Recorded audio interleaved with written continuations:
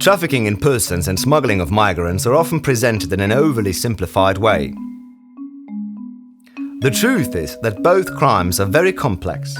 For an effective and sustainable response, it is important to understand these complexities.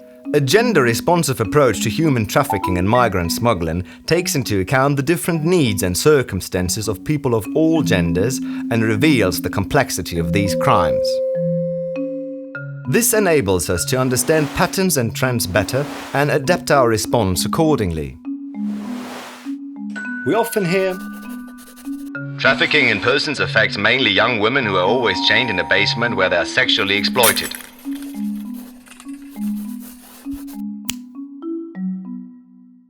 Victims of trafficking in persons can be women, men, girls and boys. They are exploited for different purposes with or without physical violence.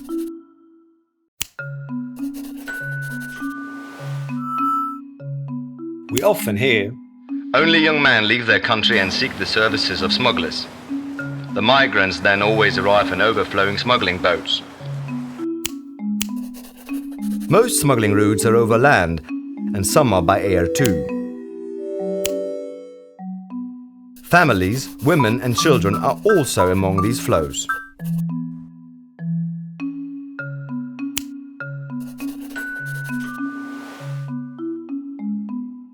We often hear, "Only men are perpetrators of trafficking in persons and smuggling of migrants." Data has shown that in trafficking in persons, women are convicted as perpetrators more often than in any other form of organized crime. However, there are gender dimensions to this finding.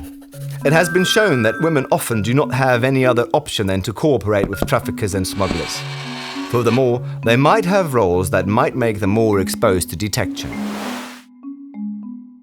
Victims of trafficking in persons, male or female, should not be criminalized for crimes they were forced to commit as part of their exploitation. Smuggling, in accordance with international law, must entail a financial or other material benefit for the perpetrator. A gender lens makes the real issues visible and reveals, for example, various barriers to reporting abuse, violence and exploitation for women, men, girls and boys, and the variety of needs for assistance. That is why we must take into account gender, age, and victims and migrants' rights to effectively combat trafficking in persons and smuggling of migrants.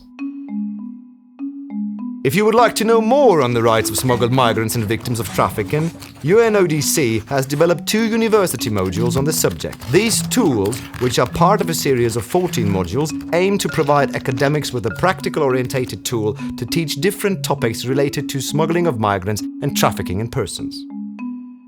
Would you like to know more on the differences and commonalities between trafficking in persons and smuggling of migrants? Gender in the context of trafficking in persons and smuggling of migrants? How children are affected by smuggling and trafficking? Please visit www.unodc.org/E4J.